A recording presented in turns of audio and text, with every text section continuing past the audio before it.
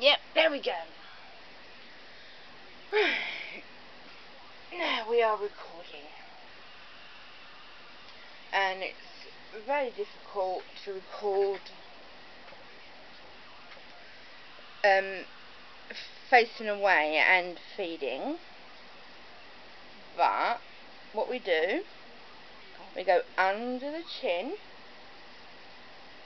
and wrap over the back,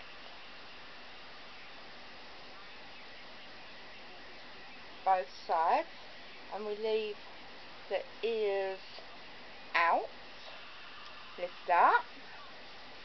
Alright, darling. And we've got Bunny.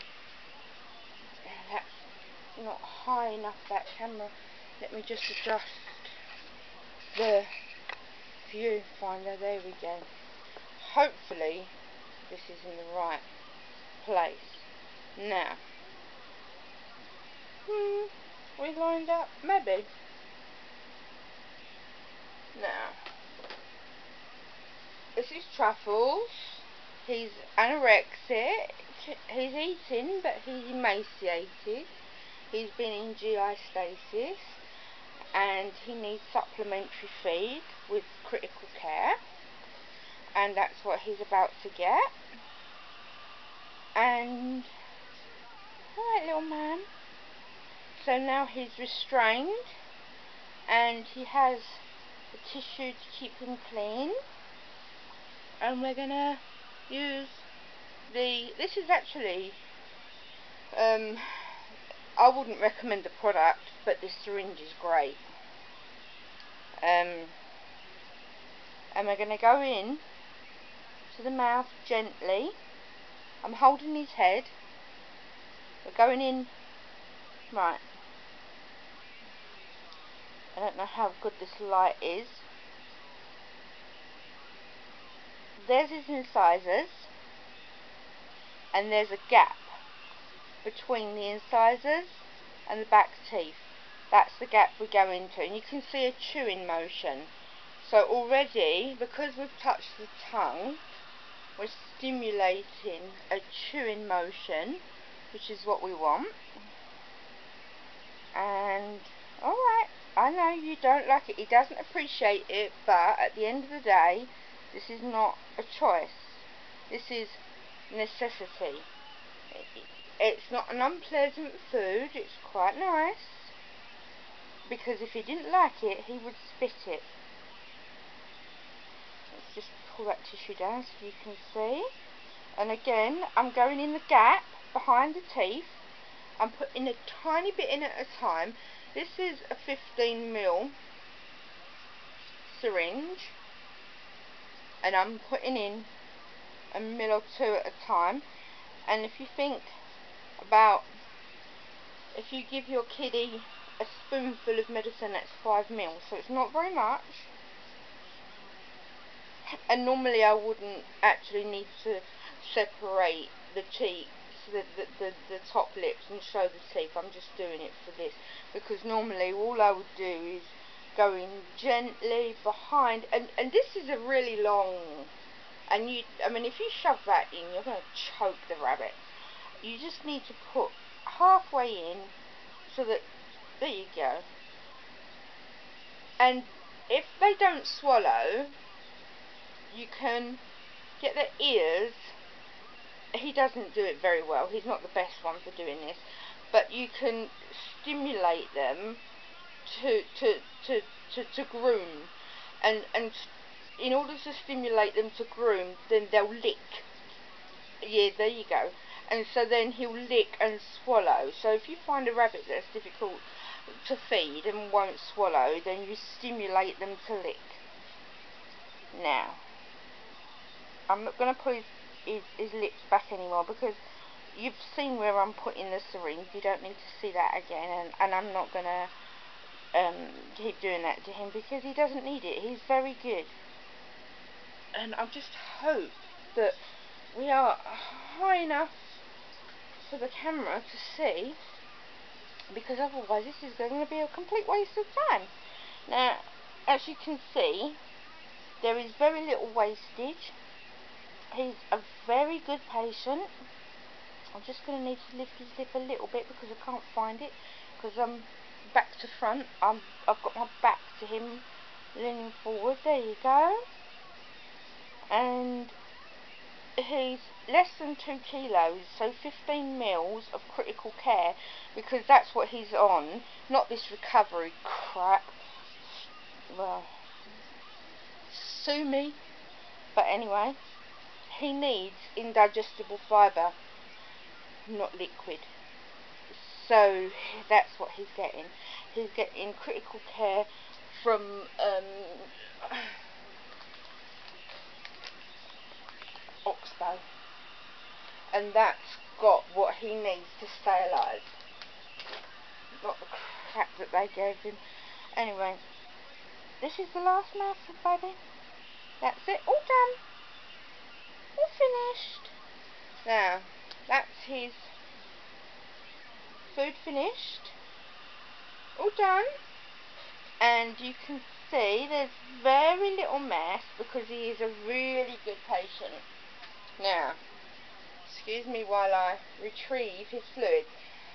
Fluids need to be given at body temperature, and so he has had these fluids have been at body temperature. Let me just get rid of any excess air, though I did do that beforehand.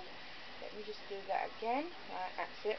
Now, in terms of fluid, he's 2 kilo rabbit, or less than 2 kilos, because he is really, hang on, let me just put that down for a minute without that needle touching anything. He's really emaciated. I mean, he's just skin and bones. And hopefully, let me actually, I think the camera needs to be a little bit lower. There you go. Right, so when you're doing fluids, you want to do, this is 20 mils, which is about right for his weight, and but you don't want to do it all in one space. So I'm gonna do, there you go, one amount. Right, now that's not flowing so freely, so I'm checking to see the needle is placed correctly, and I'm not happy, so I'm going to place it again. There we go. Now that's flowing much better, and you can tell once you've had some experience, you can tell when the fluid, if it's flowing too slow, you've not got it placed correctly, and you keep your hand nearby. I mean, ideally, when you put, I mean, you should use a new sharp every time. I'm very low on sharp.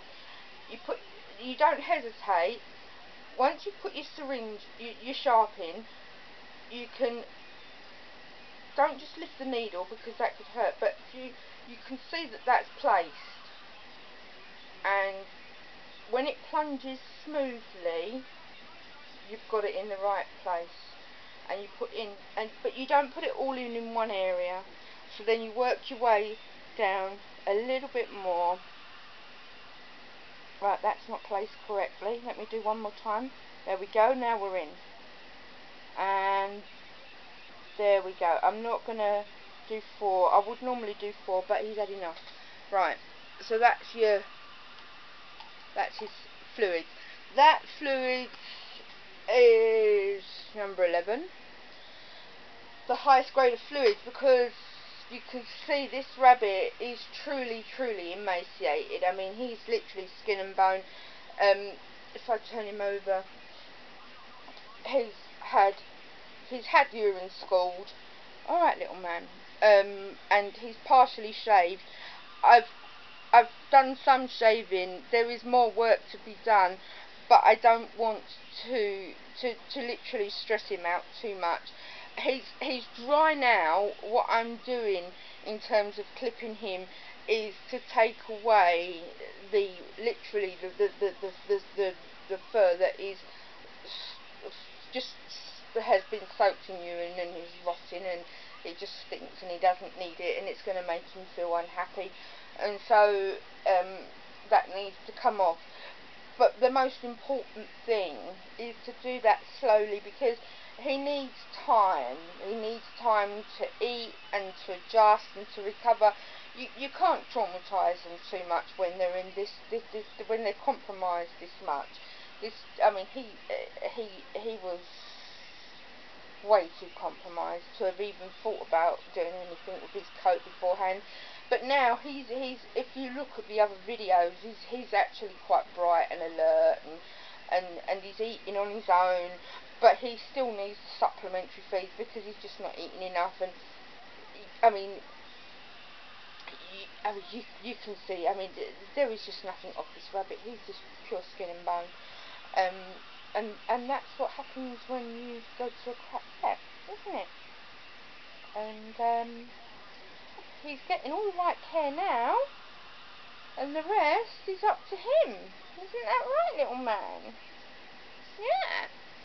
So there you go. That's how you do a force feed and subcutaneous fluids for a rabbit that is in GI stasis and is compromised.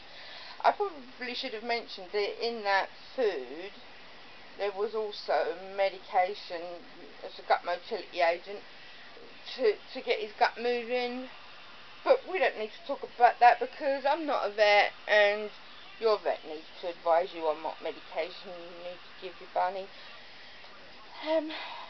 But what I can advise you on is how not to let them get past the point of no return, because he was close.